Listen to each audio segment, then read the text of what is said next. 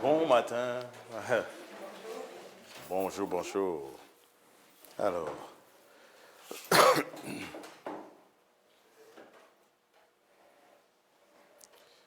on check les internets.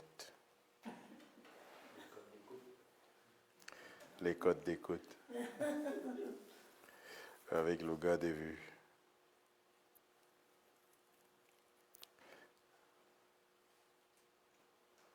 Alors,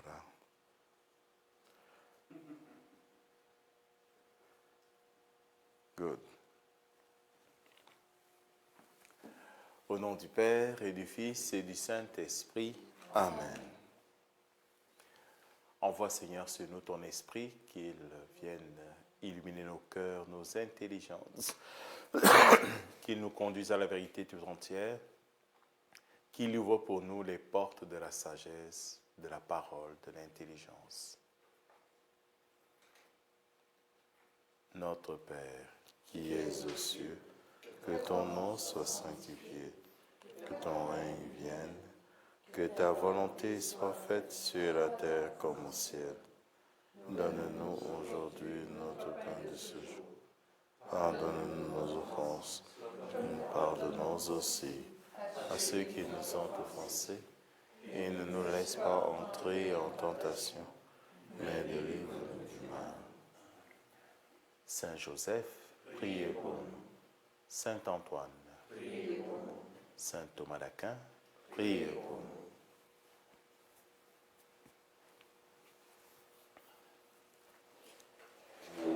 Alors, dans le livre des Juges aujourd'hui, nous allons regarder Samson, mais je voudrais faire un petit détour avant au chapitre 11 avec Jephthé. C'en est un qu'on ne connaît pas beaucoup. Jephthé. Alors, on rappelle le cadre du livre des Nombres. Le peuple, la trame narrative est toujours la même. Le peuple pêche, et quand il pêche, il se retrouve dans la marde parce qu'il est livré à ses ennemis. Et puis, il crie vers Dieu. Dieu suscite un juge qui vient le sauver. Tant que le juge vit, eh bien, c'est parfait, c'est merveilleux, on est en paix. Mais dès qu'il meurt, toujours le même problème, on manque de leaders, ceux qui sont capables de nous rappeler le droit chemin, un peuple, on va dire un troupeau sans berger. Et alors, qu'est-ce qu'on fait? On retombe exactement dans les mêmes travers et le cycle recommence. Alors, nous sommes dans cette même perspective. On a vu qu'il y a eu des premiers juges qui sont vraiment de grande qualité.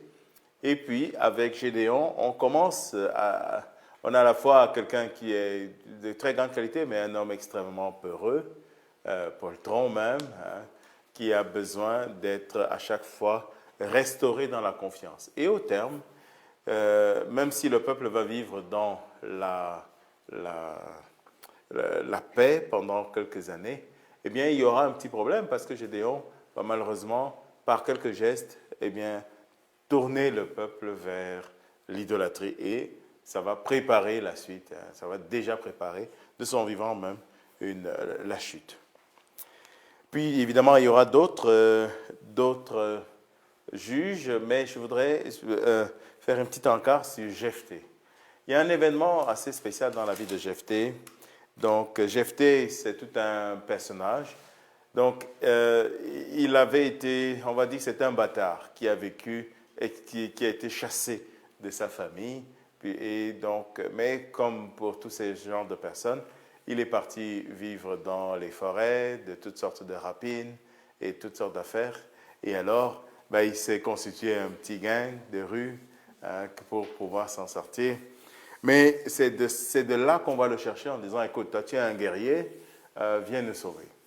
Mais évidemment, il va, dans toutes ces pourparlers, se venger un peu pour bien se replacer dans la perspective, comme chef dans cette famille. Alors maintenant qu'il est prêt à aller au combat, malgré tout, eh bien, nous allons voir le fameux vœu de Jephthé. au chapitre 11 du livre des Juges, à partir du verset 29. Scène assez choquante et assez difficile à interpréter. Nous allons voir quelques petits éléments d'interprétation, parce qu'on peut considérer que c'est déjà une certaine annonce de la mort du Christ. L'esprit de Yahvé fut sur Jephthé qui parcourut Galaad et Manassé, passa par Mispé de Galaad, et de Mispé de Galaad passa chez les Ammonites. Et Jephthé fit un vœu à Yahvé. Si tu livres entre mes mains les Ammonites, celui qui sortira le premier des portes de ma maison pour venir à ma rencontre, quand je reviendrai vainqueur du combat contre les Ammonites, celui-là appartiendra à Yahvé et je l'offrirai en holocauste. Jephthé passa chez les Ammonites pour les attaquer et Yahvé les livra entre ses mains. Il les battit depuis Aroër jusque vers Minite, 20 000, et jusqu'à Abel-Kéramim. Ce fut une très grande défaite, et les Ammonites furent abaissés devant les Israélites. Lorsque Jephthé revint à Mispé, à sa maison, voici que sa fille sortit à sa rencontre en dansant au son des tambourins. C'était son unique enfant. En dehors d'elle, il n'avait ni fils ni fille. Dès qu'il l'eut aperçue, il déchira ses vêtements et s'écria « Ah, ma fille, vraiment, tu m'accables. Tu es de ceux qui font mon malheur. Je me suis engagé, moi, devant Yahvé et ne puis revenir en arrière. » Elle lui répondit « Mon père, tu t'es engagé envers Yahvé. Traite-moi selon l'engagement que tu as pris, puisque Yahvé t'a accordé de te venger de tes ennemis, les Ammonites. » Puis elle dit à son père « Que ceci me soit accordé. Laisse-moi libre pendant 2 mois. Je m'en irai errer sur les montagnes, et avec mes compagnes, je pleurerai sur ma virginité. » Va, lui dit-il, et il la laissa partir pour 2 mois. Elle s'en alla donc, elle et ses compagnes, et elle pleura sa virginité sur les montagnes. Les 2 mois écoulés, elle revint vers son père, et il accomplit sur elle le vœu qu'il avait prononcé. Elle n'avait pas connu d'homme, et de là vient cette coutume en Israël, d'année en année, les filles d'Israël s'en vont se lamenter 4 jours par an sur la fille de Jephthé, le Galaadite. Très étonnant comme situation. Alors, il y a plusieurs choses dedans. D'abord, vous avez remarqué qu'on a vu ça aussi chez Gédéon ou même chez quelques personnes dans la Bible. Quand on est souvent face à un combat, face à une situation difficile, si tu me donnes ceci, je te donnerai cela. On rentre en pourparler avec Dieu et on promet des choses à Dieu. Donc attention à ne pas faire. Seigneur, si tu me donnes de l'argent, là, je te donnerai ceci. Bon, si tu exauces ma prière, je me fais moine.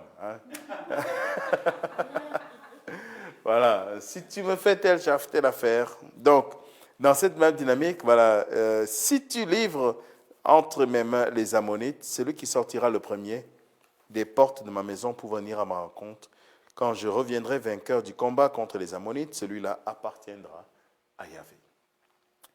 Donc, on peut penser qu'il s'est dit, puisque je n'ai qu'une seule fille, il y a plein de gens qui viendront, ce ne sera sûrement pas elle. Donc, il y en aura plein de gens qui vont danser partout.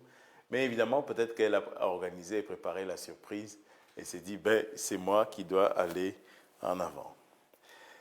Alors, c'est une situation, c'est une violence qui fait frémir un peu le lecteur. J'ai vu remarquer vos réactions. J'ai vu vos réactions. On a déjà vu on va voir en plus avec Samson tantôt, il y a plein de morts dans le livre des Juges, mais subitement celle-ci semble nous choquer plus. Elle semble nous choquer plus parce qu'il y a là quelque chose d'assez, on va dire, un peu forcément brutal et même absurde. Il revient après une grande victoire, il y a eu plein de morts, et puis pourquoi ici il faut encore tuer quelqu'un, quoi. Alors, le texte est écrit avec une sobriété un peu désarmante, donc, à la fin, ça se termine juste par, au bout de 2 mois, elle revint chez son père et il accomplit ce qu'il avait décidé. Point. Mais elle devait avoir quand même la foi pour pouvoir venir aussi. Oui, elle aurait pu s'enfuir. Donc, elle revint vers son père, Juge 11, verset 39. Alors, comment se fait-il qu'en ces quelques mots, qui véhicule, un tel sentiment de violence un peu en nous. Alors, il y a le procédé narratif, on pourrait insister dessus. De façon générale, on sait que Jephthé, c'est quelqu'un il vit de violence. Il vit de violence. Mais cette fois-ci, la violence va le toucher lui-même. Voilà.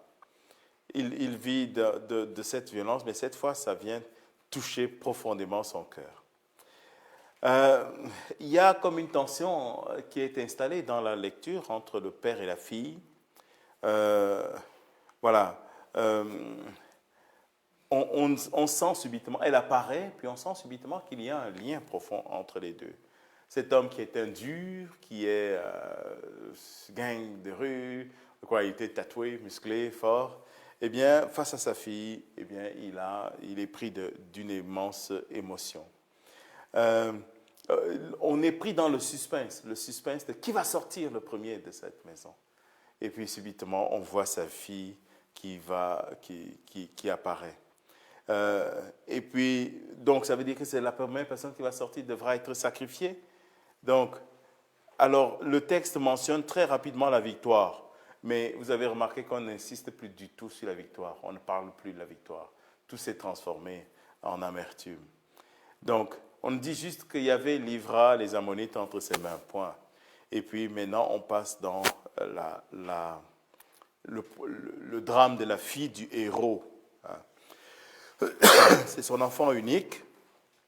Donc, du coup, la question c'est, est-ce que Jephthé va tuer sa propre descendance? Va-t-il sombrer là-dedans? La détresse, et quand il renvoie sa fille, il crie sa détresse à lui. Et il lui reproche même de faire son malheur. Il est accablé à l'idée du moment fatidique, au moment où lui-même devra poser cet acte. Alors, une question qu'on doit se poser, est-ce que c'était quelque chose qui se faisait? Est-ce que ça se faisait? Est-ce qu'on a un autre exemple dans la Bible? Abraham qui sacrifie Isaac, donc son fils. Donc, visiblement, il y avait des formes de culte où on sacrifiait les enfants. Alors, Dieu condamne les Molochs. Les Molochs dans la Bible, ce sont ces dieux qui mangent les enfants. C'était un culte où c'était une espèce de dieu comme ça qui crachait du feu. On prenait les enfants et puis comme jetait dans la gueule du Moloch. Et Dieu condamne ça. Il dit, les enfants d'Israël ne peuvent pas agir comme les gens du monde. Donc, alors, quel était ce culte qui était de sacrifier sa propre descendance pour accomplir des vœux au Seigneur? Alors, même le délai, elle obtient un délai, 2 mois quand même. On s'est demandé, pendant 2 mois, elle aurait pu aller à la montagne, là, et puis elle part en exil, elle demande l'exil au Canada. Elle aurait pu demander l'exil, mais finalement, non, elle n'a pas fui sa condition et jusqu'à ce qu'elle revienne. Pendant ces 2 mois, est-ce que le père aurait pu changer d'idée? Et puis, s'il changeait d'idée, est-ce que ça aurait été contre Yahvé? Il n'aurait plus été fidèle à la parole qu'il a donnée. Et puis, finalement, il semble aller. On a l'impression que ces 2 mois, on l'ont fortifié dans le truc.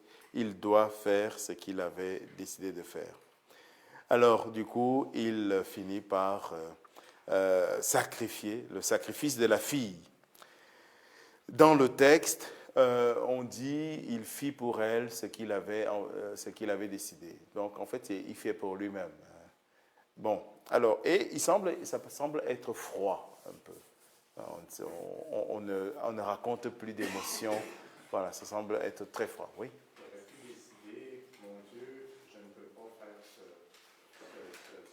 C'est ce que j'ai dit. Donc je me sacrifie moi-même. Je me sacrifie moi-même. Bon. La question, pourquoi il a décidé, par ses actions, de sacrifier sa fille? Voilà, ben c'est ça, c'est ça qu'on, c'est une énigme. C'est vraiment une énigme. Est-ce qu'il est pris d'un manque de confiance à un moment donné? Il se dit, ben, Seigneur, si tu exauces mon vœu, je me fais moine. Tu sais, un peu cette prière qui sort de ton cœur quand tu es dans la marbre, et puis subitement, tu te rends compte que tu as trop parlé. Tu sais. C'est pour cela qu'on dit, tu ne prononceras pas le nom de Dieu en vain. C'est dans le commandement divin. Donc, attention à tout ce que tu dis. L'autre affaire, on parle de Jephthé, mais sa fille a l'air est tout à fait d'accord avec ça. Sa fille est tout à fait d'accord, visiblement. Hein. Elle se laisse faire, elle se laisse aller. Tout comme pour Isaac. Isaac, on ne dit nulle part que Isaac, il a vu son père avec le couteau, il est parti en courant. Donc, il s'est laissé visiblement faire. Alors, c'est pour cela que beaucoup de pères de l'Église ou beaucoup de gens ont vu dans ce sacrifice qui a l'air totalement absurde une annonce du sacrifice du Christ. Alors, où le fils, cette fois-ci, ce n'est plus la fille, mais le fils unique, là-bas c'était la fille unique, le fils unique se laisse mener à l'abattoir et il dit oui au sacrifice du Père. Et donc, on n'a pas d'émotion du Père du ciel, on dit juste, mon Dieu, pourquoi m'as-tu abandonné? Et Jésus semble faire alors l'expérience d'un silence de Dieu. Voilà, on n'a pas d'émotion, mais un Dieu qui va jusqu'au bout du sacrifice. Il faut que lui meure pour que nous ayons la vie.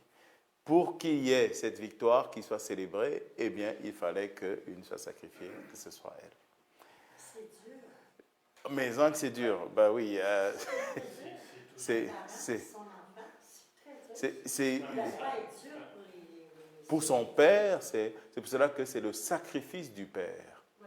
Donc, on sacrifie le fils, mais la fille, mais elle, bon, après ça, elle est morte, mais qui est sacrifié, au fond, c'est le cœur du père qui est sacrifié. C'est pour cela que même dans le texte d'Abraham, que nous avons vu, on dit que c'est le sacrifice d'Abraham. Abraham va sacrifier son cœur de père et non pas juste sacrifier son fils. Donc, pareillement, nous pouvons dire que Jésus est sacrifié c'est le sacrifice du cœur du Père qui donne son Fils unique pour que nous soyons sauvés. D'où la préfiguration. C'est l'extrême quand tu donnes ton fils comme ça. C'est extrême. C'est l'extrême. Puis je pense que c'est l'image que le Père, Dieu, voulait faire avec son fils, mais il a fait comprendre dans l'histoire. Oui. Il y a ça dans un livre qui s'appelle Le mystère du Christ crucifié et glorifié. Dans la première partie, l'auteur, le Père Marie-Dominique Philippe, fait une recension des sacrifices de l'Ancien Testament qui sont des préfigurations du mystère du Christ. Et là-dedans, il parle de façon admirable. C'est là où je crois avoir compris le sacrifice de Jephthé, de la fille de Jephthé. C'est vraiment les parallèles sont assez étonnants. Mais ceci dit, chez le Père, notre Père du ciel, qui donne son Fils unique, Jésus-Christ, il le fait par amour pour les pécheurs. Alors que chez Jephthé, on voit quelqu'un qui, au fond, a toujours couru derrière, on va dire, c'était un homme de combat. Et donc, comme homme de combat, ça passait par le fil de l'épée, c'était les victoires à l'épée, et il y avait une certaine recherche de gloire dedans. Mais là, son cœur de père est directement touché, et là, on va dire qu'il fond à ce moment-là. C'est questionnant, parce que dire que Dieu le Père donne son Fils, c'est questionnant beaucoup. C'est questionnant, donc Jean chapitre 3, verset 16, un fameux texte, hein, Dieu a tant aimé le monde qu'il a donné son Fils unique pour que nous ayons la vie. Donc, il y a un rapport inconditionnel. Donc, vous voyez que spontanément, nous, on dirait, Dieu nous aussi nous aime tellement qu'il meurt lui-même, qu'il laisse le Fils tranquille. Donc, parce que nous, humainement, nous donnerions notre vie à la place du Fils, à la place de l'enfant. C'est certainement difficile, mais au fond, ton cœur de mère, spontanément, va te pousser à ça. Au point où, on voit ça même chez les animaux, hein, la mère elle se sacrifie pour qu'on garde, pour que les enfants ne soient pas dévorés. Hein. Mais voilà que la volonté de Dieu inverse la tendance. Hein. Oui. Dieu fait tout Alors, non, il était vraiment mort, c'est ça le problème, c'est ça. Parce que s'il a fait semblant, là, c'est qu'ils vont se fait avoir. Ce que je veux dire, Jean Thomas, il est mort, Oui. mais il a toujours été vivant. Alors c'est ça, justement. C'est comme ça que l'Épître aux Hébreux interprète Abraham, le sacrifice d'Abraham. C'est que Abraham, parce que vous savez que l'ange l'arrête au moment du geste. Parce qu'à un moment donné, il aurait pu aller en disant, et puis il se tourne vers Dieu, il dit, Dieu, t'es sûr? Hein? Et non, ça va, je blaguais. Non, non, pas du tout. Il faut qu'il pose le geste et c'est au moment fatidique qu'il est arrêté.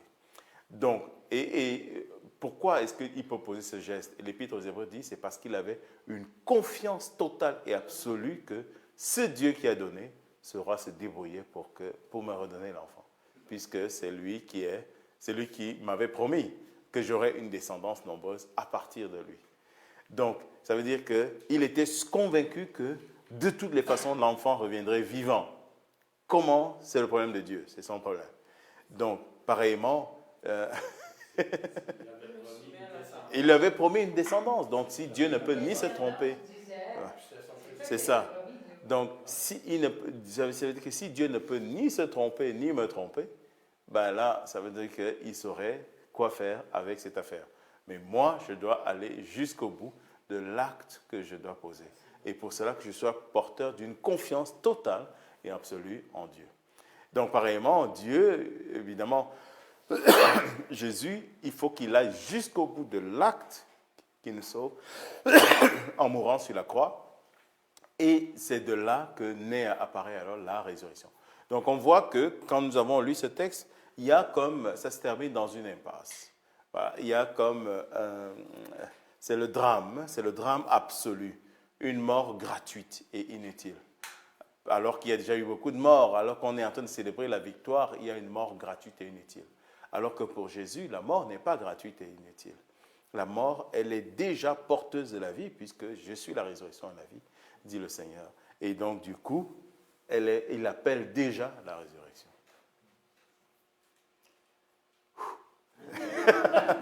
Oui, la parole de Dieu est confrontante, elle est très confrontante.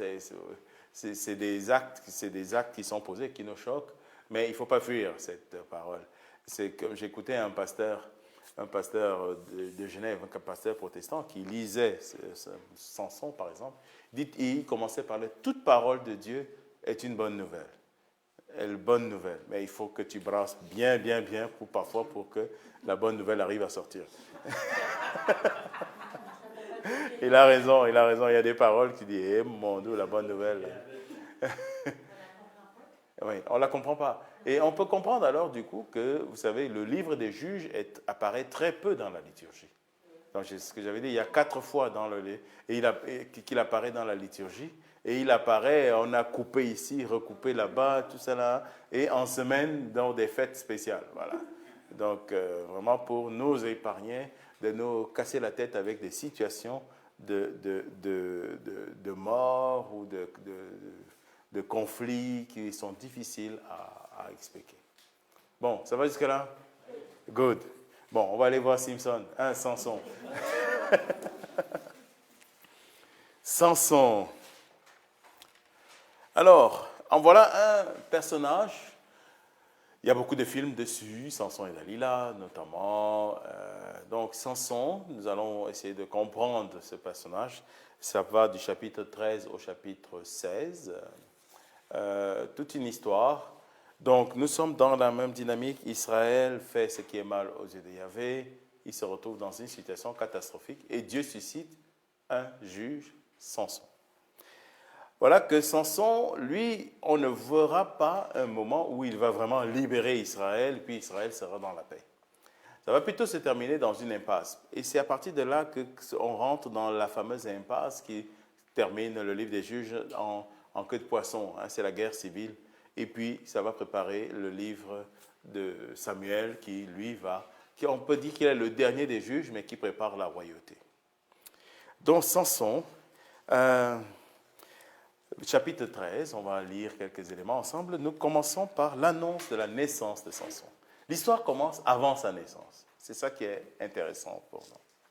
Donc, chez Samson, chez les autres, c'était tout de suite, ils étaient déjà nés, ils étaient dans la marde avec tous les autres. Et là, c'est là que Dieu va les chercher. Parce qu'ils sont comme solidaires de la misère de leur peuple. Et c'est en sorte, Dieu va les chercher dans la misère de leur peuple pour les sauver. Eh bien, Samson, non. C'était avant même sa naissance, il était déjà choisi. Les Israélites recommencèrent à faire ce qui est mal aux yeux de Yahvé, et Yahvé les livra aux mains des Philistins pendant 40 ans. Des personnages, les Philistins. Alors dans l'histoire de Samson, ils s'y reviennent tout le temps. Ils sont l'incarnation absolue du mal. Voilà, les Philistins, l'incarnation absolue du mal. Voilà. Donc, il y avait un homme de Soréa, du clan de Dan, nommé Manoah. Sa femme était stérile et n'avait pas eu d'enfant. L'ange de Yahvé apparut à cette femme et lui dit, « Tu es stérile et tu n'as pas eu d'enfant. » Ah, toute une nouvelle, ça. Mais tu vas concevoir et tu enfanteras un fils. Désormais, prends bien garde. Ne bois ni vin, ni boisson fermentée et ne mange rien d'impur.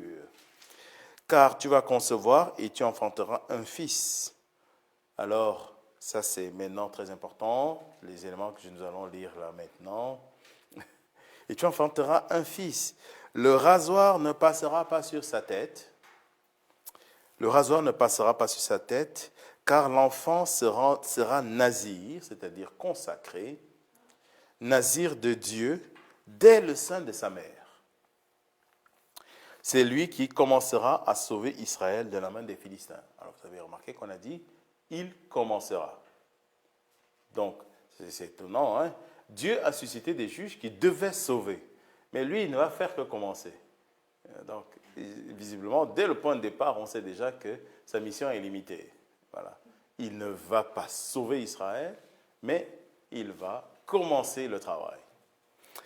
Donc, alors, la femme rentra et dit à son mari, « Un homme de Dieu m'a abordé qui avait l'apparence de l'ange de Dieu, tant il était majestueux. Je ne lui ai pas demandé d'où il venait, et il ne m'a pas fait connaître son nom. Mais il m'a dit, tu vas concevoir et tu enfanteras un fils. Désormais, ne bois ni vin, ni boisson fermentée, et ne mange rien d'impur, car l'enfant sera nazir de Dieu depuis le sein de sa mère jusqu'au jour de sa mort. » Donc, alors ça vous fait penser à quelque chose? L'Annonciation à Marie. Nous sommes dans la même dynamique. Sauf qu'ici, ça va se répéter 2 fois, parce que l'homme, il n'a rien vu. Donc, le moment après, c'est Manoah qui dit, il implora Yahvé et dit, « Je t'en prie, Seigneur, que l'homme de Dieu que tu as envoyé vienne encore une fois vers nous. » Voilà. Qu'il vienne vers nous et qu'il nous apprenne ce que nous aurons à faire à l'enfant lorsqu'il sera né. Et Dieu exauce Manoah et le mouvement recommence. On redit exactement à Manoah ce qu'on a dit à sa femme. Donc, et puis Manoah dit, verset 15, Manoah dit alors à l'ange de Yahvé, « Permets que nous te retenions et que nous t'apprêtions un chevreau. » Car Manoah ne savait pas que c'était l'ange de Yahvé. Et l'ange de Yahvé dit à Manoah, « Quand bien même tu me retiendrais, je ne mangerai pas de ta nourriture. Mais si tu désires préparer un holocauste, offre-le à Yahvé. » Manoah dit alors à l'ange de Yahvé, « Quel est ton nom, afin que lorsque ta parole sera accomplie, nous puissions t'honorer ?» L'ange de Yahvé lui répondit, « Pourquoi t'informer de mon nom? Il est merveilleux. » Alors Manoah prit le chevreau ainsi que l'oblation et il l'offrit en holocauste sur le rocher. Et Yahvé qui opère des choses merveilleuses. Manoah et sa femme regardaient. Or, comme la flamme montait de l'autel vers le ciel, l'ange de Yahvé monta dans cette flamme sous les yeux de Manoah et de sa femme, et ils tombèrent la face contre terre. L'ange de Yahvé ne se montra plus désormais à Manoah ni à sa femme, et Manoah comprit alors que c'était l'ange de Yahvé, et ainsi de suite. Bon, alors, donc, vous voyez, on sent que cet enfant a une destinée unique. Donc, cette destinée, bien avant sa naissance, ça prend un ange de Dieu pour venir annoncer la naissance de Samson. Hein. Évidemment, le lien avec Jésus est vite fait. Donc, cet enfant a visiblement une destinée particulière. On dit donc qu'il sera nazir de Dieu, c'est-à-dire consacré. Alors, si vous vous souvenez du livre des Nombres, au chapitre 6, il y a la loi sur le naziréat. La loi sur le naziréat, c'est tout le chapitre 6 du livre des Nombres qui montre comment les nazirs se consacraient pour un temps déterminé à Dieu. Donc, tu pouvais décider, tu dis, mais moi, pendant un an, je me consacre à Dieu. Donc, par exemple, donc évidemment, c'est dans ce qu'on appelle les lois de sainteté, c'est ceux qui sont mis à part.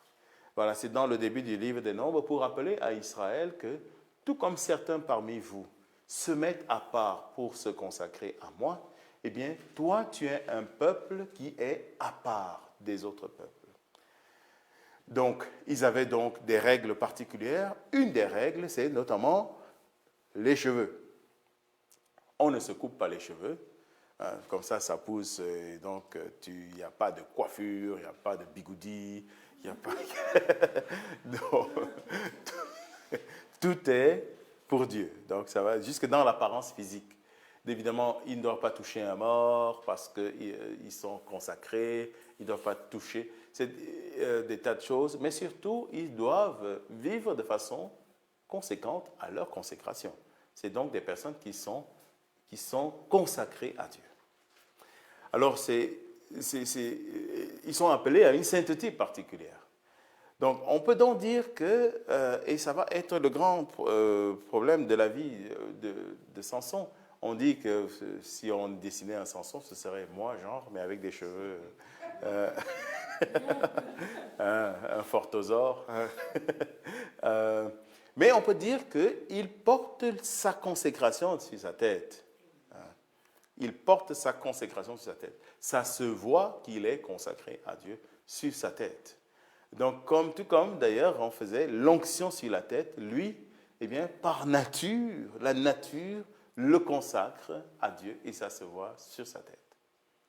Alors c'est intéressant ça parce que c'est déjà le signe de la grâce. Nous, la grâce ne se verra pas sur la tête parce que si vous imaginez si à chaque fois que vous passez à quelque part, on dit mais toi là, tu étais à Metz, toi. Tes cheveux ont poussé, tu sais. Ou bien, toi tu es plein de grâce, là, plein de grâce, là. Tu n'as pas besoin d'aller va chez le coiffeur, voyons donc. Tu as les cheveux gras, là. Donc, ce sera non plus à l'extérieur le signe de la consécration, mais ce sera à l'intérieur de toi-même. Donc, le signe intérieur que tu appartiens à Dieu. Alors, c'est ça ce que signifient ces cheveux, ce sont les signes du naziréat. Samson porte le signe qu'il appartient à Dieu, qu'il est mis à part pour Dieu. Alors, le problème de toute sa vie, ça va être de se comporter comme tel. Parce qu'il ne suffit pas d'être consacré à Dieu, il faut te comporter comme tel. Et là, lui, il a beaucoup de problèmes. Donc, on nous dit donc, verset 34 du chapitre 13, la femme mit au monde un fils et elle le nomma Samson. L'enfant grandit, Yahvé le bénit, et l'esprit de Yahvé commença à l'agiter au camp de Dan entre Soréa et Eshtaol. Donc lui, là, il est agité déjà. Là. Voilà. Enfant, j'ai envie de voir le type d'enfant qu'il était. Lui, là, il fallait, je ne sais pas, est-ce que toute la médication qu'on donne à nos enfants hyperactifs, ça faisait du Ritalin, là, ça faisait rien partout. Lui, là. Donc, on va voir de plus en plus un homme qui est naïf, un homme violent, et qui a une très grande force, très grande force. Mais voilà, on va voir que nous avons vu que le point de départ de sa vie est marqué par une forte présence de Dieu. Mais subitement, c'est pas quelqu'un qui en appelle souvent à Dieu. On n'a pas beaucoup de moments où on voit, tout comme vous vous souvenez de Gédéon. Gédéon, moindre truc, ben Seigneur, viens qu'on cause d'abord. Et Samson, non. Lui, dès qu'il y a un problème, allez, on se battu. Là, C'est quelqu'un qui fait peu de référence à Dieu et compte sur sa nature, sa force physique. Voilà. Sa force. Alors, ça pose un problème. Hein, vous savez, c'est pour nous une question qu'on doit se poser. C'est quelqu'un qui avait fait une prière qui me fait toujours rire en blaguant. Il dit, Seigneur, donne-moi la patience parce que si tu me donnes la force, je vais les tuer. Hein? Donc, me donne pas la force parce que si tu donnes-moi la patience. Est-ce que si nous avions la force, nous aurions, voilà, quel rapport avons-nous avec la force? Vous savez que c'est le problème du pouvoir et de la force. Est-ce que la force que nous avons est souvent pour écraser les autres? Immédiatement, nous faisons montre de notre force, ou est-ce que nous utilisons notre force, nous la canalisons pour que sorte de cette force la miséricorde de Dieu? Donc, nous allons voir l'énigme de Samson qui va nous donner quelques éléments. D'abord, donc, le chapitre 14 met en lumière l'histoire, un peu le drame de sa vie, le problème fondamental de sa vie, c'est que Samson, c'est un homme à femme. Hein. Donc Samson, il va à Timna, il remarque à Timna une jeune femme parmi les filles des Philistins. Il remonta et il la prit à son père et à sa mère. J'ai remarqué à Timna, dit-il, parmi les filles des Philistins, une femme. Prends-la moi donc pour épouse. Son père lui dit, ainsi que sa mère, n'y a-t-il pas des femmes parmi les filles de tes pères et dans tout ton peuple, dans tout mon peuple, pour que tu ailles prendre femme parmi ces Philistins incirconcis? Donc, vous savez, donc les Philistins, il faut savoir que je l'ai dit, c'est vraiment l'incarnation du mal. De là-bas ne peut pas sortir une bonne femme pour toi, là, de toutes les façons. De là-bas ne peut pas sortir quelque chose de bon pour toi. Donc, je trouve donc une femme parmi nous. Eh bien non. Mais Samson répondit à son père, prends-la moi, celle-là, car c'est celle-là qui me plaît. Bon, son père et sa mère ne savaient pas que cela venait de Yahvé, qui cherchait un sujet de querelle avec les Philistins. Même en amour, là, ça amène que des querelles. Car en ce temps-là, les Philistins dominaient sur Israël. Alors, Samson descendit à Timna, et comme il arrivait aux vignes de Timna, il vit un jeune lion qui venait à sa rencontre en rugissant. Tout un lion, là. L'esprit de Yahvé fondit sur lui, et sans rien avoir en main, Samson déchira le lion comme on déchire un chevreau. Bon, je ne sais pas, essayer de déchirer un chevreau, là, donc, c'est pas facile. Donc, nous, c'est déjà compliqué. Tu imagines lui qui est avec le lion. Hein. Mais il ne raconta pas à son père ni à sa mère ce qu'il avait fait. Il descendit, il s'entretint avec la femme, et elle lui plut. À quelque temps de là, Samson revint pour l'épouser. Il fit un détour pour voir le cadavre du lion, et voici qu'il y avait dans la carcasse du lion un essaim d'abeilles et du miel. Il en recueillit dans sa main, et chemin faisant, il en mangea. Lorsqu'il fut revenu près de son père et de sa mère, il leur en donna, ils en mangèrent. Mais il ne leur dit pas qu'il l'avait recueilli dans la carcasse du lion. Son père descendit ensuite chez la femme, et Samson fit là un festin, car c'est ainsi qu'agissent les jeunes gens. Hein? Voilà. Quand on le vit, on choisit 30 compagnons pour rester auprès de lui. Alors, cette histoire qui avait l'air juste stupide et banale, eh bien, va être une histoire qui va révéler une énigme, la fameuse énigme de Samson. Donc, nous allons maintenant voir. Alors, Samson leur dit, « Laissez-moi vous proposer une énigme. Si vous m'en donnez la solution, au cours des 7 jours de festin, je vous donnerai 30 pièces de toile fine et 30 vêtements d'honneur. Mais si vous ne pouvez pas me donner la solution, c'est vous qui me donnerez 30 pièces de toile fine et 30 vêtements d'honneur. Propose ton énigme, lui répondit-il. Nous écoutons. Il leur dit donc, de celui qui mange est sorti ce qui se mange, et du fort est sorti le doux. De celui qui mange est sorti ce qui se mange, et du fort est sorti le doux. Alors maintenant, je laisse ça à votre pensée, à votre discernement. Hein. Alors, l'histoire dit que pendant 3 jours, ils ne vont pas réussir à l'énigme. Alors, qu'est-ce qu'ils vont faire? Ils vont aller auprès de la femme de Samson, ils vont la menacer, et puis elle va venir pendant tous les jours pour dire « Ah, ben, donne-nous la solution ». Et puis, finalement, comme il en avait marre de l'entendre, le 7e jour, verset 17, elle pleura à son cou pendant les 7 jours que dura le festin. Et évidemment, le type, il a plein les oreilles. Il en a plein les oreilles de la madame. Le 7e jour, il lui donna la solution car elle l'avait obsédé. Mais elle donna le mot de l'énigme au fils de son peuple. Le 7e jour, avant qu'il n'entre dans la chambre à coucher, les gens de la ville dirent donc à Samson, « Qu'y a-t-il de plus doux que le miel et quoi de plus fort que le lion ?»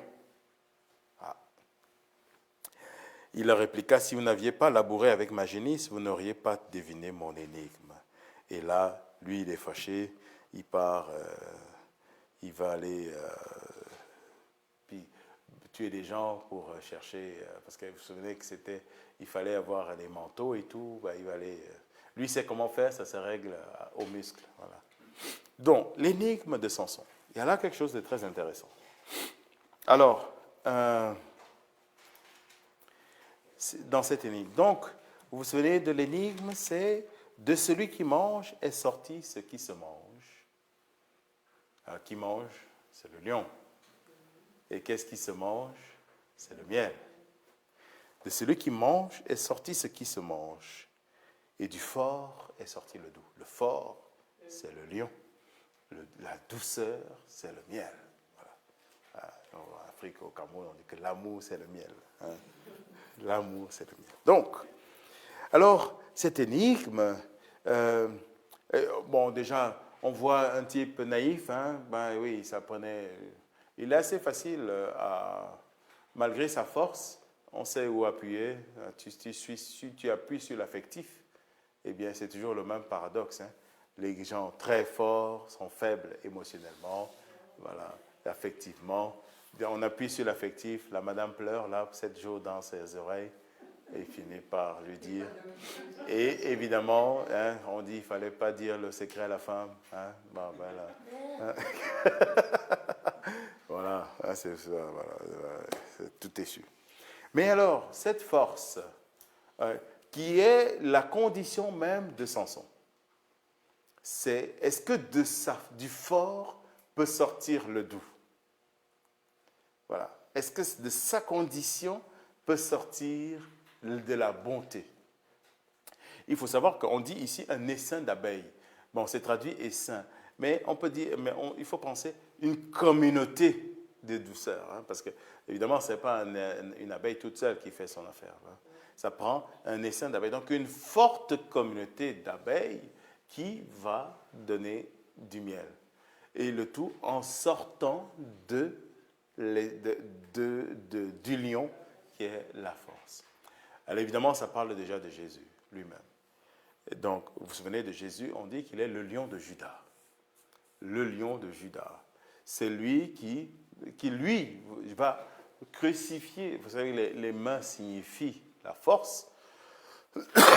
Il va crucifier son pouvoir pour laisser sortir son amour. Et voilà, c'est d'où le miel. Donc, la miséricorde. Donc, il crucifie sa force pour laisser sortir son amour. Ou plutôt, à l'occasion de sa force, il laisse sortir sa miséricorde. Et d'ailleurs, il le dit à ceux qui viennent le chercher. Il dit, qui cherchez-vous? Jésus de Nazareth. Dès qu'il le dit, rien que ça, là, il recule, tac, il tombe. Donc, par la force, Jésus peut se sauver.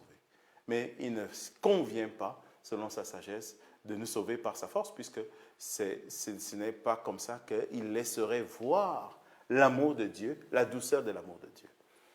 Il faut que la force soit crucifiée pour laisser monter la miséricorde. C'est l'inverse chez le diable. Le diable, lui, nous écrase par la force. Et il utilise la douceur pour nous séduire et nous tuer par sa force. fameuses énigmes de Samson. Toute une énigme. Donc, vous voyez comment est-ce que, malgré tout, il nous enseigne des choses, notre Simpson. Il nous enseigne des choses. Ça va, ça? Si vous avez d'autres... Donc, alors...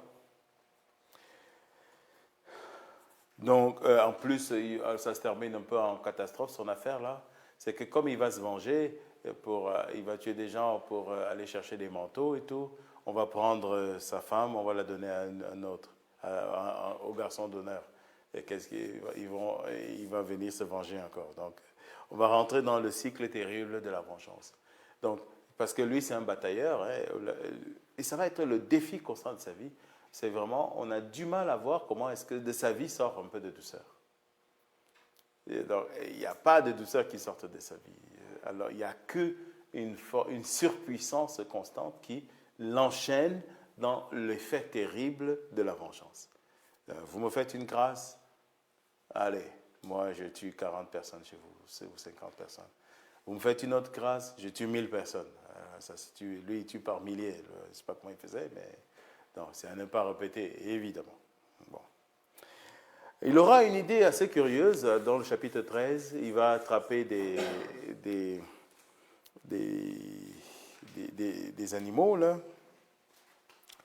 et il va les attacher deux par deux, et il va mettre une torche enflammée. Toujours une histoire de femme. Hein. C'est vraiment, donc, pour une histoire de femme. Alors, attendez, on va voir ça. C'est que je vais arriver surtout au chapitre 16 avec la trahison par Dalila. Donc, au chapitre 15, à l'époque des moissons, Samson s'en vint revoir sa femme avec un chevreau. Il déclara, je vais entrer auprès de ma femme. On lui dit, mais non, on a déjà donné ta femme à une autre. Donc, verset 4, Samson s'en alla donc. Il captura 300 renards, prit des torches et tournant les bêtes queue contre eux, il plaça une torche entre les deux queues au milieu. Il mit le feu aux torches, puis lâchant les renards dans les moissons des Philistins, il incendia aussi bien les gerbes que le blé sur pied, et même les vignes et les oliviers. Lui, c'est la vengeance, mais pas à peu près. Là. Les Philistins demandèrent, qui a fait cela? Et l'on répondit, c'est Samson, le gendre du Timnite, car celui-ci lui a repris sa femme et l'a donnée à son compagnon. Alors, ses compagnons, les Philistins, montèrent et ils firent périr cette femme et la maison de son père. Bon. Et lui, Samson, dit, puisque c'est ainsi que vous agissez, leur dit Samson, eh bien, je ne cesserai qu'après m'être vengé de vous. Il les battit à plate couture et ce fut une défaite considérable. Après quoi, il descendit à la grotte du rocher d'Étam et y demeura. Alors, pendant qu'il est là, on vient... Et là, c'est là qu'il y a le fameux moment où il va tuer près de 1000 hommes avec une mâchoire d'âne. Je ne sais pas comment il fait. Avec une mâchoire d'âne. Il va tuer des tas de gens. Et puis, à partir de ce moment, les Philistins vont toujours chercher à l'attraper. Parce qu'ils ont compris la solution. Hein. Ils ont compris, s'il faut s'en sortir, pour s'en sortir, il faut attraper Samson. Donc, à chaque fois, il faudra trouver des astuces pour l'attraper. Au chapitre 16, il y a l'épisode... donc, tout ceci, juste avant le dernier verset du chapitre 15, Samson fut juge en Israël à l'époque des Philistins pendant 20 ans. Tout ceci va durer 20 ans. 20 ans de bataille, 20 ans de tuerie. Un seul homme va leur mener la vie dure pendant des années, pendant 20 ans. Et ils vont lui courir après tout le temps. Bon. Puis, alors, vers chapitre 16, nous allons maintenant rentrer dans le drame de sa vie. Puis Samson se rendit à Gaza, il y vit une prostituée, il entra chez elle. Elle a toujours des problèmes avec les madames, lui, là. Donc, on fit savoir aux gens de Gaza, hein, Samson est venu ici. Ils firent des rondes et le guettèrent toute la nuit à la porte de la ville. Toute la nuit, il se tint tranquille. Attendons, disait-il, jusqu'au point du jour, et nous le tuerons. Mais Samson resta couché jusqu'au milieu de la nuit. Et au milieu de la nuit, se levant, il saisit les battants de la porte de la ville, ainsi que les 2 montants. Il les arracha avec la barre en les chargeant sur ses épaules. Il les porta jusqu'au sommet de la montagne qui est en face des broncs. C'est symbolique, c'est qu'il les fragilise. Il s'en va avec la porte. Une ville sans porte, eh bien, c'est comme une maison sans porte, il n'y a plus de sécurité. Voilà, il les a fragilisés.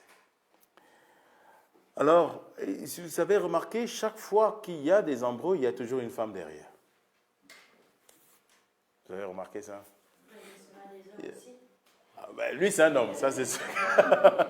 Mais chaque fois qu'il y a des embrouilles de Samson, il y a une femme derrière. Il y a toujours un problème avec une femme. Donc ça a été vraiment le drame de sa vie, les problèmes de sa vie, et qui vont révéler sa faille. Voilà, c'est un homme qui a de graves failles intérieures. Donc il va enfin trouver l'amour. Hein. C'est le point de tous les hommes. Il cherche l'amour. Mais il sera trahi, voilà, par Dalila, la femme. Après cela, il s'est pris d'une femme de la vallée de Sorek qui se nommait Dalila. Il y a un film dessus. Les princes des Philistins allèrent la trouver et lui dire « Séduis-le et sache d'où vient sa grande force. Par quel moyen nous pourrions nous rendre maîtres de lui et le lier pour le maîtriser? Quant à nous, nous te donnerons chacun 1100 cycles d'argent. » Alors ça vous fait déjà penser à la trahison de Jésus. Judas trahit Jésus pour de l'argent. Alors tout l'enjeu, c'est savoir d'où vient cette force que nous ne pouvons pas maîtriser. D'où vient-elle? Alors on va chercher par ses zones fragiles. Sa zone fragile, c'est vraiment sa femme. Alors Saint Jacques dit ça dans un texte, le démon comme un lion rugissant, il tourne autour de la proie. Il cherche toujours comment nous faire tomber, quoi. Et donc, évidemment, au bout de 20 ans, on finit par savoir que ce gars-là, il a un problème avec les femmes, donc on peut l'avoir par là. Dalila dit à Samson, elle aurait pu refuser, elle aurait pu dire, ben là, je l'aime, c'est mon homme. Mais, visiblement, elle s'est laissée tenter. Après moi, je te prie, d'où vient ta grande force et avec quoi il faudrait te lier pour te maîtriser? Donc, c'est pas subtil comme. Samson lui répondit, si on me liait avec 7 cordes d'arc fraîches et qu'on n'aurait pas encore fait sécher, je perdrais ma vigueur et je deviendrais comme un homme ordinaire. Les princes des Philistins apportèrent à Dalila 7 cordes d'arc fraîches qu'on n'avait pas encore fait sécher, et elle s'en servit pour le lier. Elle avait des gens embusqués dans sa chambre, et elle lui cria, « Les Philistins sur toi, Samson !» Il rompit les cordes d'arc, comme seront un cordon d'étouffe lorsqu'il sent le feu. Ainsi, le secret de sa force demeura inconnu. Moi, normalement, à partir de cette heure-là, j'aurais quitté la femme. Je serais parti. Si elle t'a trahi une fois, là, elle va te trahir. Hein? Mais il comptait tellement sur sa force. Voilà, mais au fond, il est naïf. C'est un homme profondément naïf. Et il s'est sûrement dit, mais je l'aime. Je l'aime. Elle m'aime. Évidemment, elle lui a dit, je t'aime, je t'aime. Ça ne se reproduira plus. Tout. Non. OK. Alors, là, en plus, elle l'accuse maintenant. C'est stratégie. Alors, Dalila dit à Samson, tu t'es joué de moi et tu m'as dit des mensonges. Hein? Mais maintenant, fais-moi connaître, je te prie, avec quoi il faudrait te lier. Alors, elle a une idée fixe. C'est qu'il faut le lier. Il faut le lier d'une façon particulière. Il lui répondit, si on me liait fortement avec des cordes neuves qui n'ont jamais servi, je perdrais ma vigueur et je deviendrais comme un homme ordinaire. Alors Dalila prit des cordes neuves, elle s'en servit pour le lier, puis lui cria, « Les Philistins sur toi, Samson !» Et elle avait des gens embusqués dans sa chambre. C'est tout un film. Hein. Mais il rompit comme un fil les cordes qu'il avait au bras. Alors Dalila dit à Samson, « Jusqu'à présent, tu t'es joué de moi et tu m'as dit des mensonges. Apprends-moi avec quoi il faudrait te lier. » Il lui répondit, « Si tu tissais les 7 tresses de ma chevelure avec la chaîne d'un tissu, et si tu les resserrais en frappant avec la batte, je perdrais ma force et deviendrais comme un homme ordinaire. » Vous avez remarqué que maintenant, ça va, mais on se rapproche de plus en plus. Hein. Donc, il est travaillé de l'intérieur, donc maintenant, on va toucher à l'objet sensible, même si on ne pose pas encore l'acte qui va lui faire perdre sa force. Elle l'endormit, puis elle tissa les 7 tresses de sa chevelure avec la chaîne. Elle les resserra en frappant avec la batte et lui cria, « Les Philistins sur toi, Samson !» Il s'éveilla de son sommeil et arracha la batte avec la chaîne. Dalila lui dit, « Comment peux-tu dire que tu m'aimes alors que ton cœur n'est pas avec moi? Voilà 3 fois que tu te joues de moi et tu ne m'as pas fait connaître d'où vient ta grande force. » Comme tous les jours, elle le poussait à bout par ses paroles et qu'elle le harcelait, il fut excédé à en mourir. Il lui ouvrit tout son cœur. « Le rasoir n'a jamais passé sur ma tête, lui dit-il, car je suis nazir de Dieu depuis le sein de ma mère. Si on me rasait, alors ma force se retirerait de moi. Je perdrais ma vigueur et je deviendrais comme tous les hommes. » Dalila comprit alors qu'il lui avait ouvert tout son cœur. Elle fit appeler les princes des Philistins et leur dit, « Venez cette fois, car il m'a ouvert tout son cœur. » Et les princes des Philistins vinrent chez elle, l'argent en main. Elle endormit Samson sur ses genoux, appela un homme et lui fit raser les 7 tresses des cheveux de sa tête. Ainsi elle commença à le dominer et sa force se retira de lui. Elle cria, « Les Philistins sur toi, Samson !» S'éveillant sur son sommeil, il se dit, « J'en sortirai comme les autres fois et je me dégagerai. » Mais il ne savait pas que Yahvé s'était retiré de lui. Les Philistins se saisirent de lui, ils lui crevèrent les yeux et le firent descendre à Gaza. Ils l'enchaînèrent avec une double chaîne d'airain et ils tournaient la meule dans la prison. Alors, vous avez remarqué que tout est lorsque le secret de sa consécration à Dieu est livré. Donc, ce n'est pas tant une histoire de cheveux,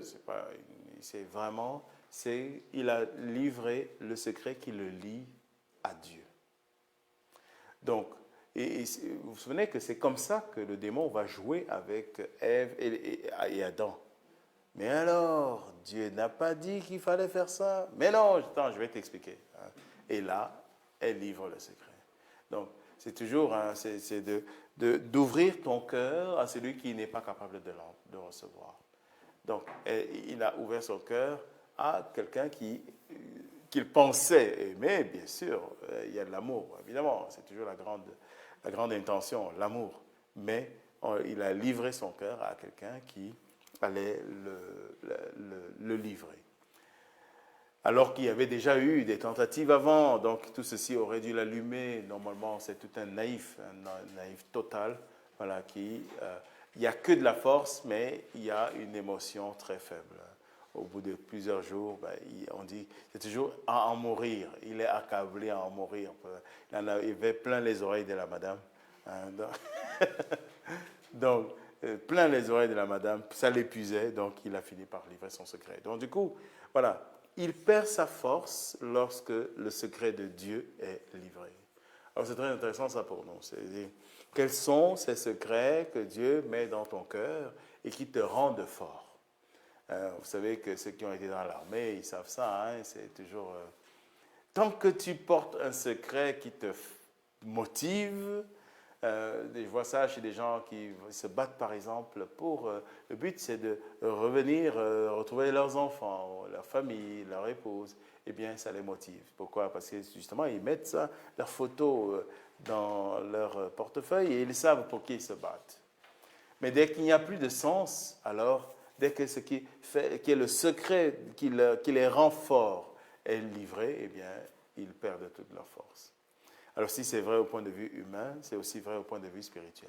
Alors, quels sont ces gens ou ces Dalila? à qui nous livrons rapidement les secrets de notre cœur, les secrets divins qu'il y a dans notre cœur et qui nous affaiblissent.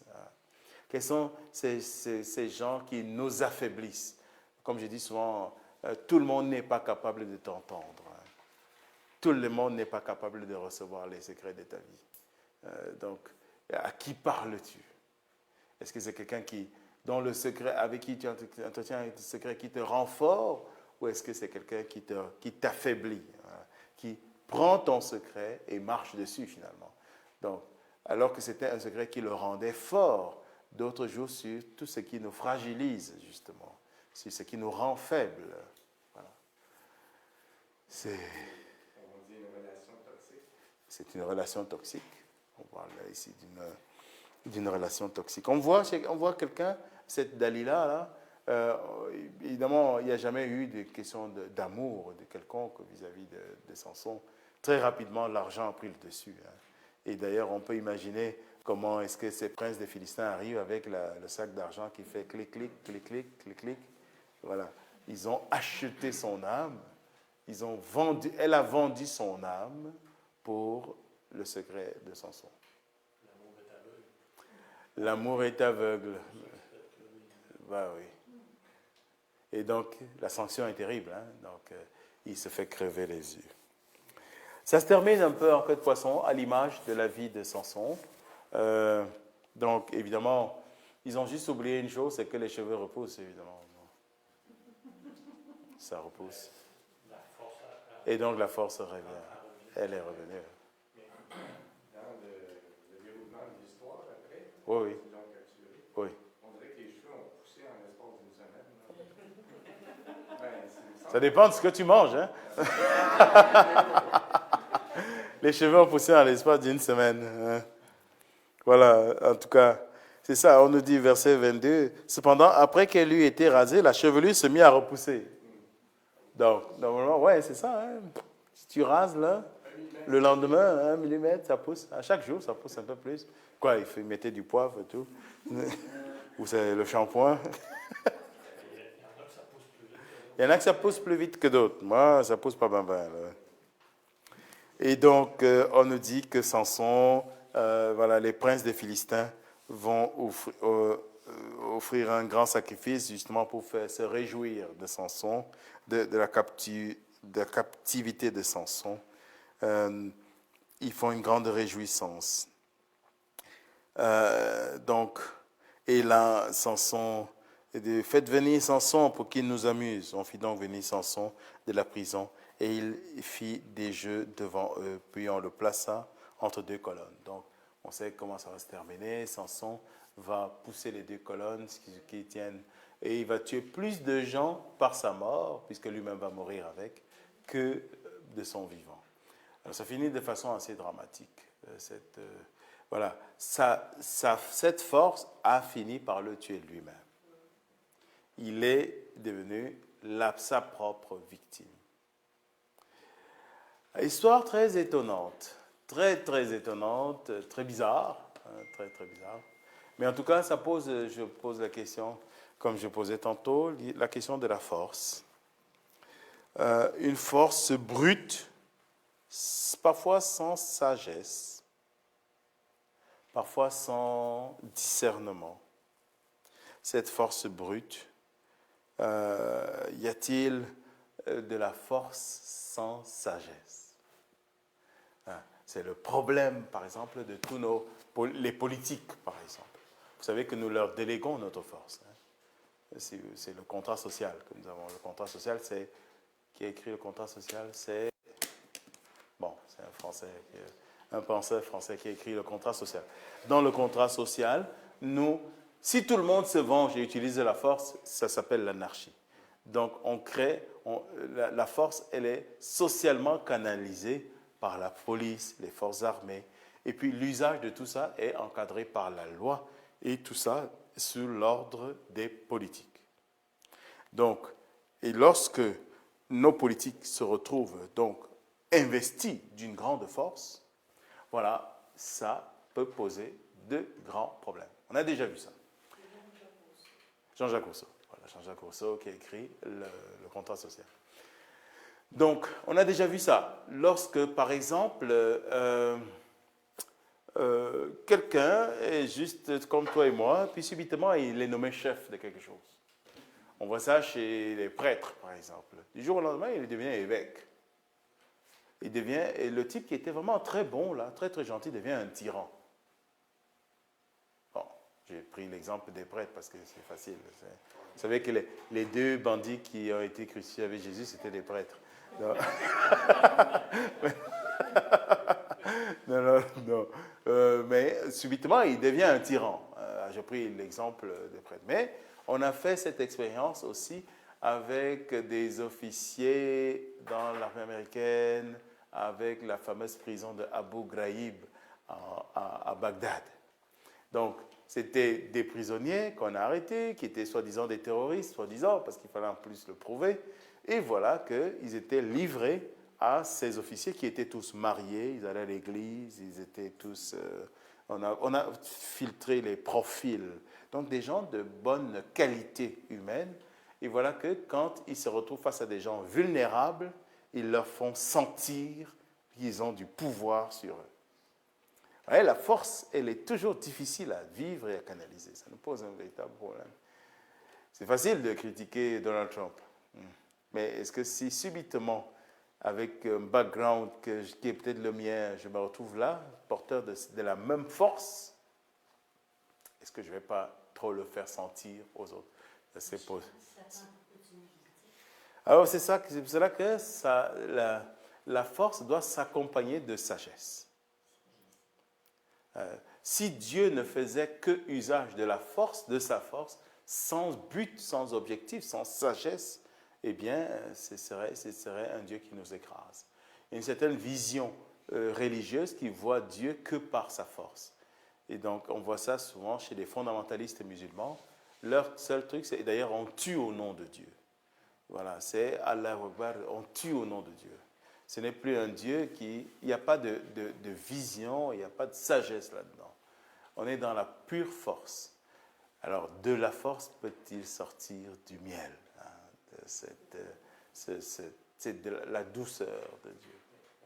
La vertu pour contrôler la force, c'est-tu la tempérance? Oui, il faut de la tempérance pour contrôler la force. Et il faut, bien sûr, la canaliser, parce qu'à un moment donné, il faut faire usage de la force. Il faut la canaliser, il faut que tout ceci soit porté par une vision, une sagesse. Donc il faut... Jésus a été très doux. Jésus a vaincu par sa douceur. Jésus a vaincu par sa douceur, mais il n'était pas mou. La douceur du Christ n'est pas la mollesse. Alors ça, c'est Saint François de Sales qui a beaucoup élaboré dessus, qui est le saint de la douceur. Hein. Il dit, Jésus, quand il fallait régler les choses au temple, il a fait des chicottes, là. Il a mis tout le monde dehors, il a réglé ça tout de suite. Et quand il chassait les démons, c'était pas... Voulez-vous sortir, s'il vous plaît? Soyez gentil. C'était pas ça, je dis, ah ouais, dehors, dehors. Donc, c'était... avec énergie et clarté, voilà. Donc, il n'y avait pas de mollesse. On confond souvent d'être mou et être doux. C'est pas exactement pareil. Jésus était un homme extrêmement fort, mais extrêmement doux. C'est deux qualités qui, chez nous, s'excluent, mais en Jésus, elles sont unies dans sa miséricorde. Parfois, c'est la douceur qui sauve. Pas que parfois, la douceur sauve toujours. Et c'est pour ça qu'elle est une béatitude. Heureux les doux, dit Jésus. Pourquoi? Car ils obtiendront la terre. C'est-à-dire que là, c'est une douceur. La douceur nous permet alors d'avoir accès au cœur. Pourquoi les gens venaient à Jésus? Car je suis doux et humble de cœur. Venez à moi, vous tous qui peinez et ployez sur le poids du fardeau, car je suis doux et humble de cœur. Et c'est ça que le pape invite à travailler en nous cette vertu, la vertu de la douceur, et ce qu'il appelle faire une révolution de la tendresse.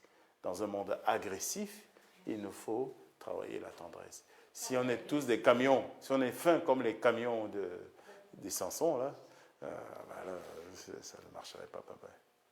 Une chance, il était de douceur. Une chance qu'il y a là tout ça.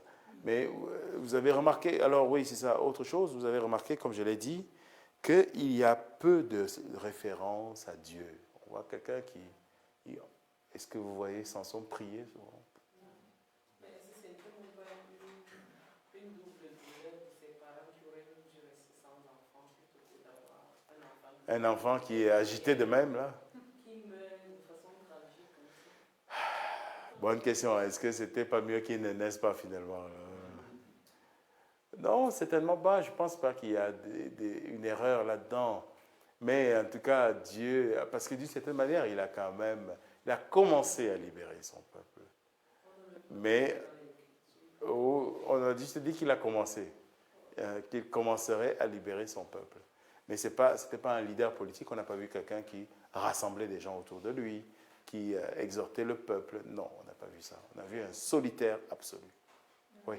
Il était la force absolue. Moi j'aime beaucoup le parallèle que tu fais plus tôt. Il était la force brute, absolue, quasiment sans cervelle. Quasiment sans cervelle, oui. Ah, oui. Parce que sans réfléchir au C'est ça. Et le Christ, lui, était la douceur absolue. Absolue. J'aime beaucoup ce parallèle-là. Moi, ça m'explique la croix. Parce que, non, le Christ n'aurait pas sauvé personne par la force. Non.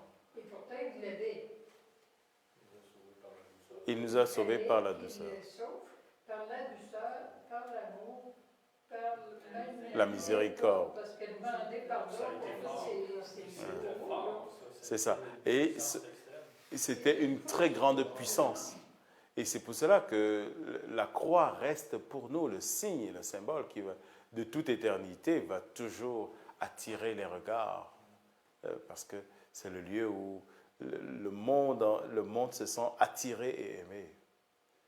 Alors que Jésus a fait des miracles, il a fait des tas de choses où la force a agi. Mais là où les cœurs sont allés, c'est à la croix de Christ. Oui, tu voulais dire quelque chose? La croix, quand tu regardes ça, c'est un signe plus positif. Ben oui. Alors, c'est ça. Simpson, là, c'est tout un personnage assez étonnant et assez curieux. Pour revenir à ce que vous disiez, je pense que c'est la belle démonstration de quand on compte sur notre force sans impliquer Dieu, justement. Il n'y a eu aucune consultation, il n'y a eu aucune... Et pourtant, il était consacré à Dieu. Et très bonne analyse. Il y a un pasteur protestant qui a dit ça dans une... il disait... comment ça se fait qu'un type qui est consacré à Dieu n'a jamais de référence à Dieu? C'est très étonnant, ça. Donc, c'est intéressant. Ça veut donc dire que c'est vrai, je peux être consacré à Dieu, mais agir comme si Dieu n'était pas là. C'est comme ton type sur la voie ferrée. Voilà. Voilà. Donc, il a tout simplement oublié Dieu. Imaginons alors maintenant l'histoire, si à chaque fois qu'il va, avant d'aller agir, il prie, et il va demander à Dieu. Là, on aurait la force unie à la sagesse. Et là, ça allait changer le cours de l'histoire. Mais on a quelqu'un qui, c'est vrai, il porte pourtant sur lui le signe. Il a les cheveux. Là. Sa tête reflète sa consécration à Dieu.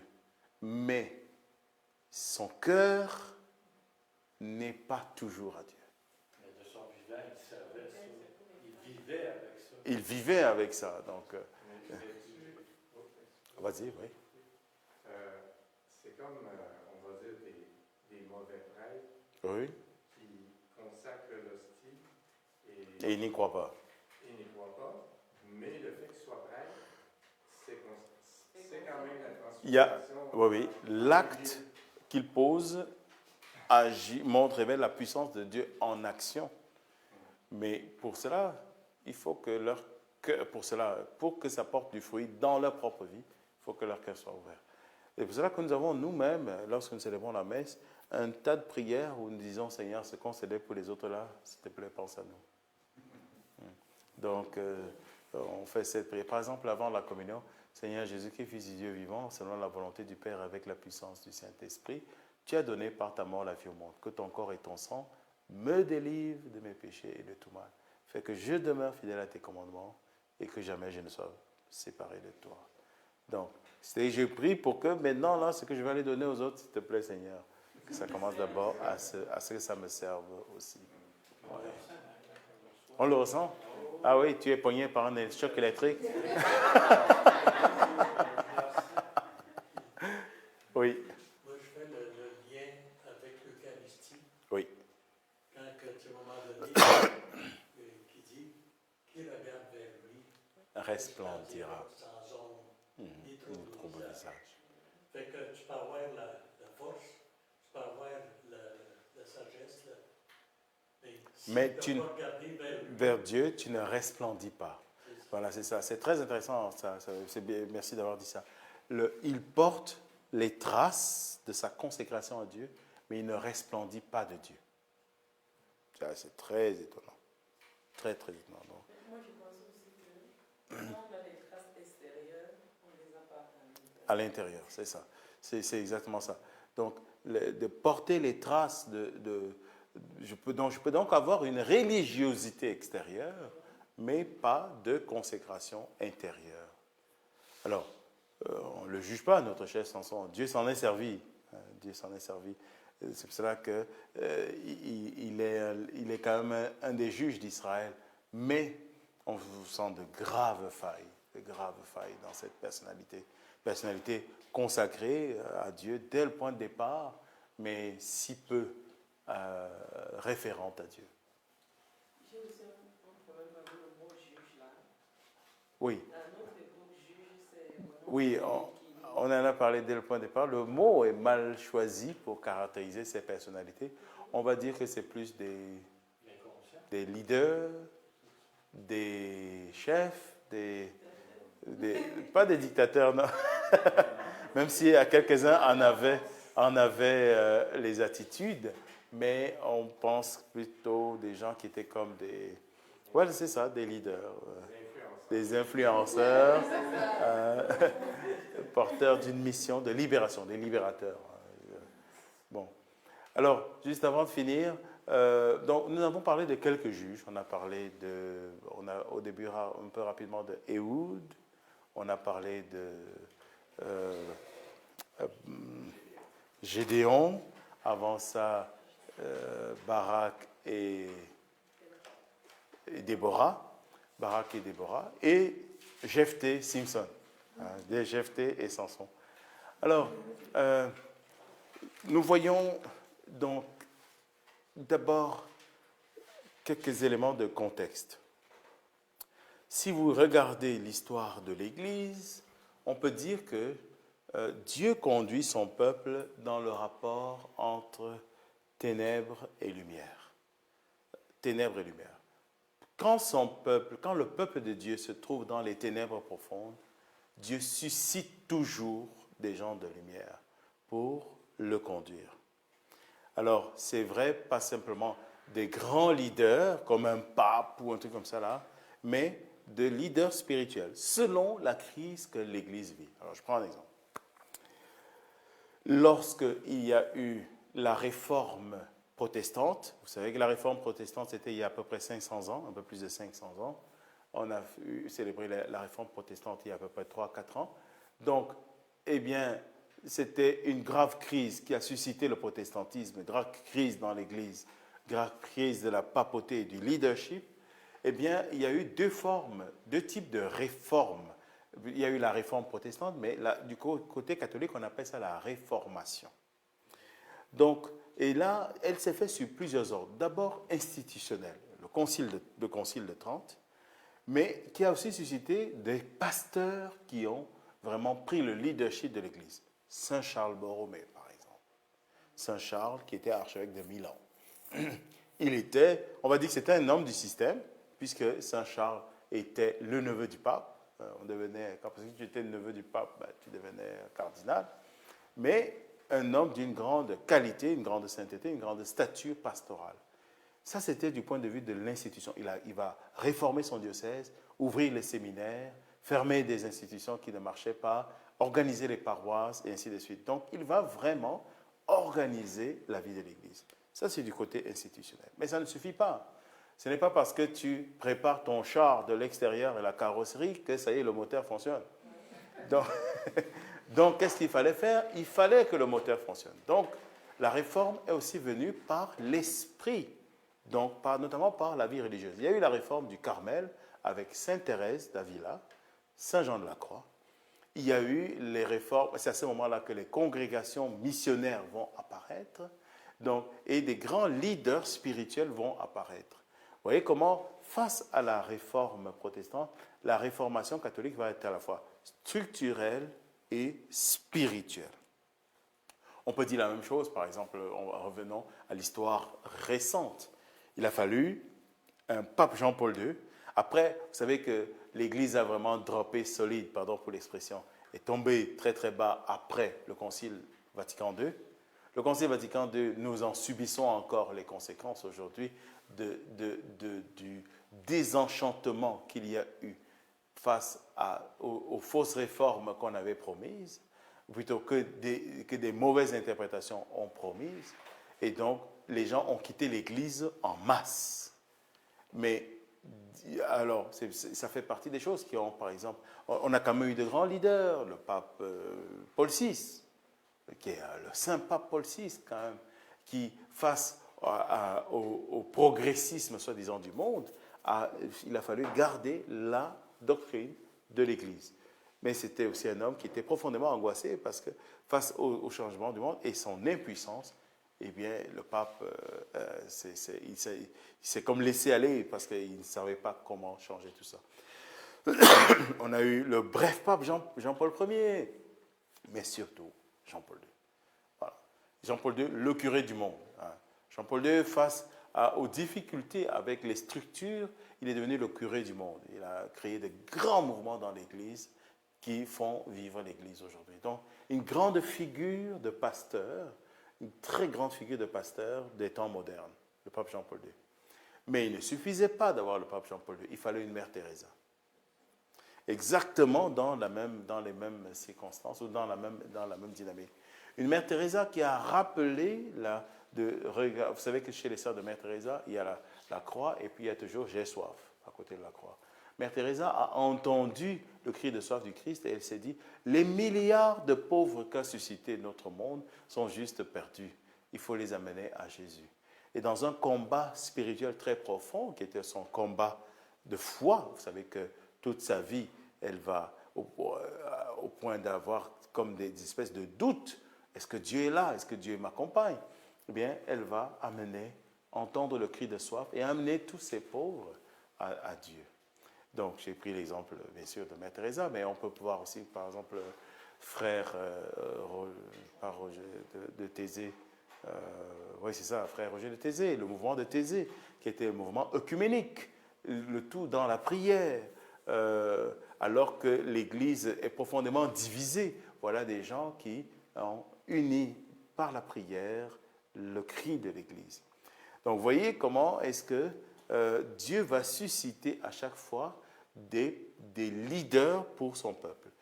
Face à une crise, Dieu suscite des leaders adaptés, donc face à la situation de crise. Alors, il fallait à la fois des gens qui ont la force de Samson, mais aussi l'esprit prophétique de Déborah, le courage militaire de Barak, tout comme la crainte, la peur de Gédéon qui en réfère constamment à Dieu. Vous voyez comment Dieu, à chaque fois, il ne suscite pas une forme de leader, mais un ensemble de mouvements qui accompagnent le leadership. Tu ne peux pas être juste un Gédéon, il te faut aussi avoir la force de Samson. Tu ne peux pas juste être un Samson, il te faut avoir être un peu timoré, non, un peu comme Gédéon qui sait en référer à Dieu.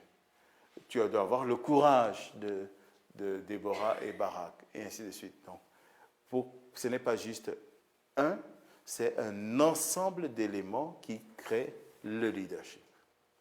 Donc, vous voyez, donc face à notre monde, je crois que c'est pour ça que moi personnellement, je prie toujours pour que Dieu suscite des leaders selon le cœur de Dieu pour son peuple ici et maintenant. Nous n'aurons plus un Jean-Paul II, c'est fini, hein, il n'y en avait qu'un seul. Hein. Et je dis souvent, il était tellement important, enfin, il était tellement unique que ça a pris 3 semaines pour le remplacer. Voilà. Tout Jean-Paul II qu'il était, on l'a remplacé en 3 semaines. C'était fini, on est passé à un autre. C'était Benoît. Et Benoît il est parti sur la pointe des pieds, et puis François est arrivé. Vous voyez. Bon, je prends les papes, mais c'est vrai de tout leadership. Alors, quel serait le type de leadership face aux difficultés, par exemple, de l'Église ou de notre peuple québécois aujourd'hui? Voilà. Ou si nous faisons un diagnostic rapide, nous avons une situation où notre peuple a perdu de sa fierté au point de vue, et la fierté de son histoire, la fierté de sa foi. Je crois qu'on a une véritable crise de la fierté. Fierté de la foi, fierté de l'histoire, fierté dans les éléments culturels, d'où le problème terrible du français, par exemple, aujourd'hui. Et que c'est le fun de parler d'autres langues, c'est le fun d'écouter des musiques d'ailleurs, et jamais des musiques de chez nous, tout ça. Donc, face à cette grande crise de fierté, y a-t-il un renouveau qui est possible par le spirituel? Et quel type de leadership spirituel, avons-nous besoin? Je prends un autre exemple. De plus en plus, je ne sais pas si vous avez remarqué, moi, je le mets vraiment sur un mouvement spirituel général.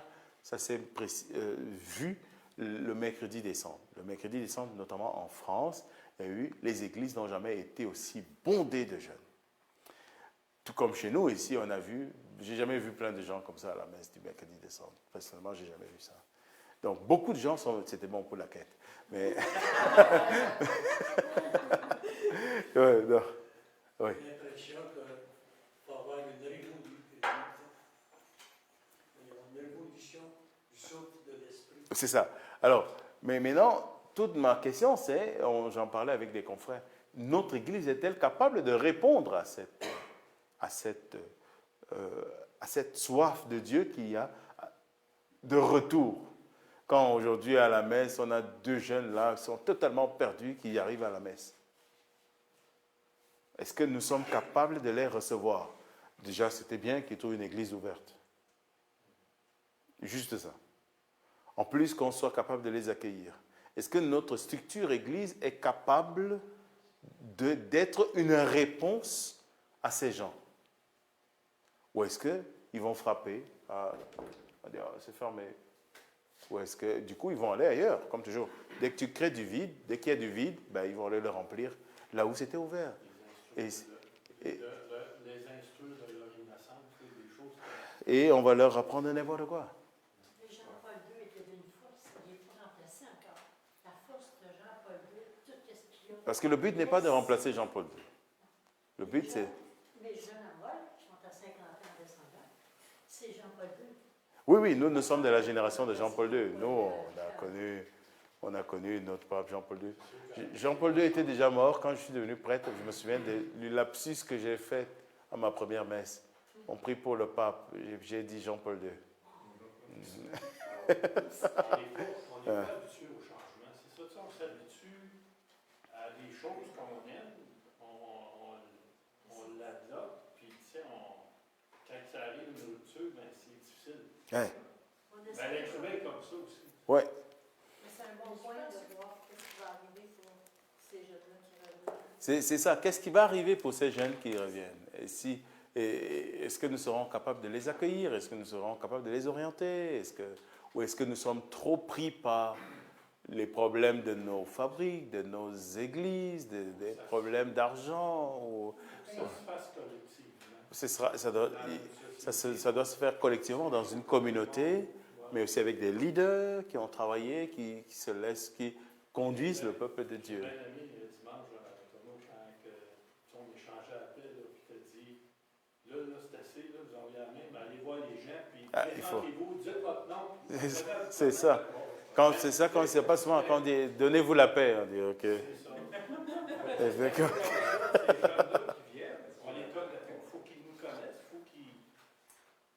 Ouais. C'est ça le problème aujourd'hui, tu sais pas c'est qui ton voisin.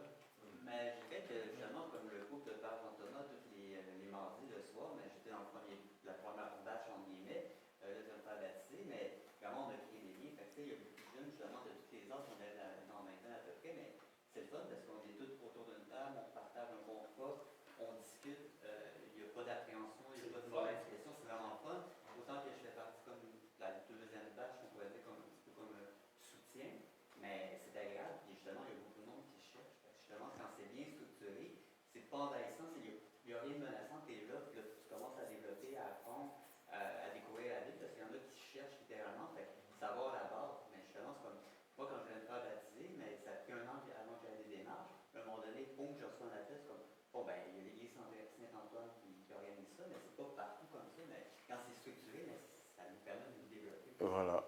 C'est comme tu disais, ceux qui sont athées, c'est parce que c'est de l'ignorance. Il y a beaucoup d'ignorance et puis il faudrait juste leur ouvrir un peu les portes et puis tu vas voir beaucoup de belles C'est comme choses. un moment donné au bureau, c'est arrivé sur le sujet, on parlait de l'existence de Dieu, puis il y a un jeune qui commence avec nous dans le département, il me regarde et dit c'est pas vrai ces histoires-là, ça n'existe pas, ça.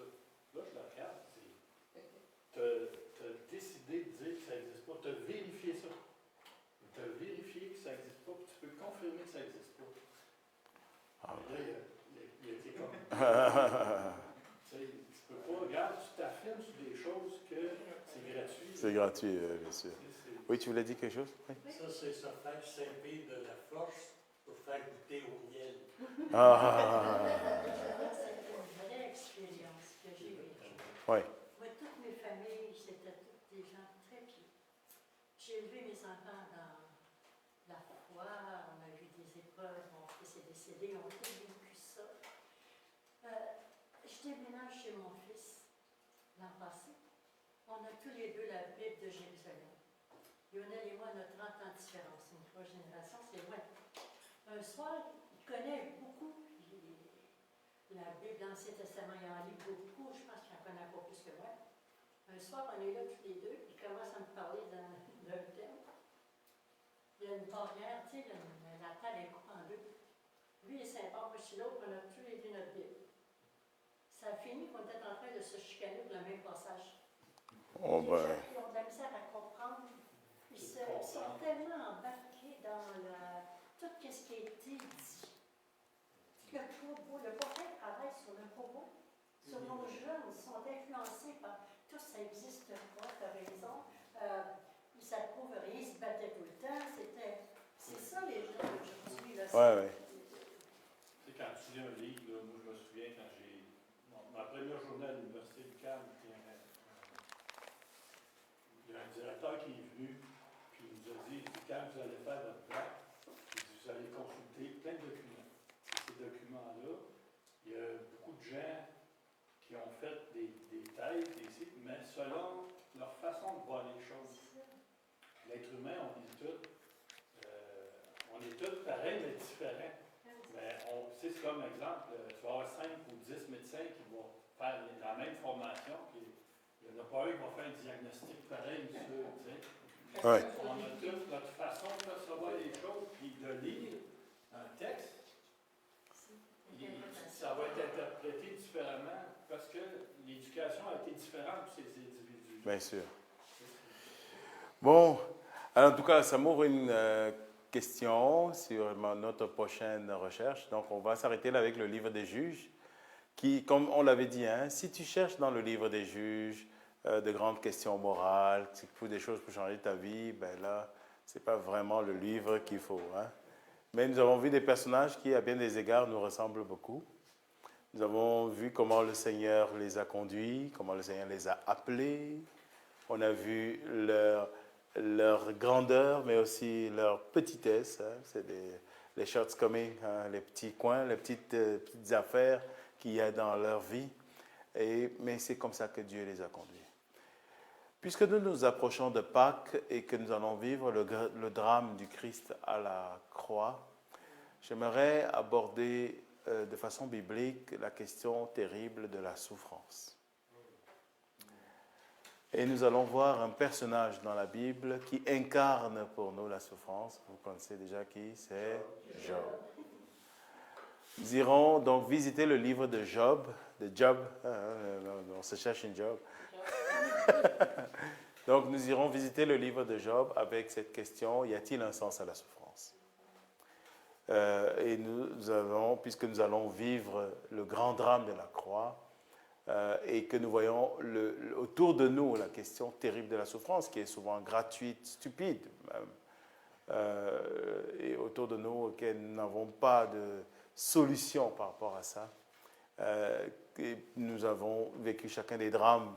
Tu viens de nous raconter tout simplement un drame qu'il y a eu dans ta vie et qui a impacté terriblement ta vie de famille. Et nous pouvons tous, chacun, porter ça, raconter ça. Voilà. Comment le Seigneur conduit Job et quelles sont les questions de Job, les questions de ses amis, donc ceux qui entourent Job. On va voir notamment comment sa propre femme voit ça.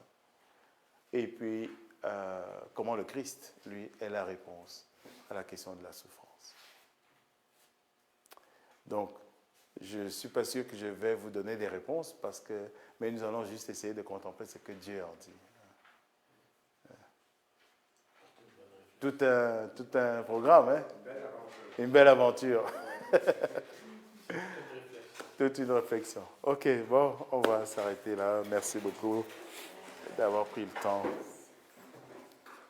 Alors, nous nous confions au Seigneur, à la Vierge Marie, par l'intercession de la Vierge Marie, que le Seigneur, voilà, qui, lui, est le Tout-Puissant, mais qui ouvre son cœur à la croix pour faire couler le miel de la miséricorde, eh bien, qu'il nous bénisse, qu'il nous accorde sa grâce et sa paix. Je vous salue Marie, pleine de grâce. Le Seigneur est avec vous. Vous êtes bénie entre toutes les femmes. Et Jésus, le fruit de vos entrailles, est béni. Sainte Marie, Mère de Dieu, priez pour nous pauvres pécheurs, maintenant et à l'heure de notre mort. Amen. Le Seigneur soit avec vous. Et que Dieu Tout-Puissant vous bénisse, le Père, le Fils et le Saint-Esprit. Amen. Bonne soirée, bon matin.